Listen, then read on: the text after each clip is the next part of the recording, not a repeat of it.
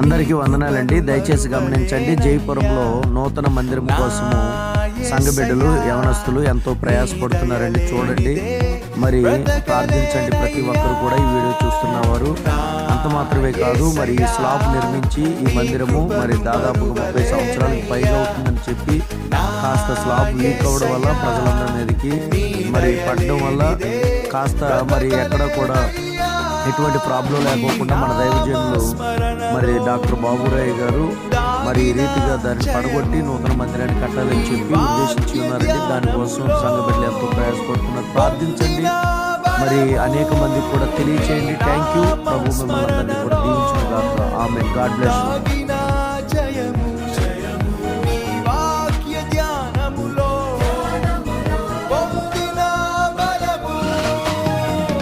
తలచుకొనుచు నా యాత్రను నే కొనసాగించెదా, తలచుకొనుచు నా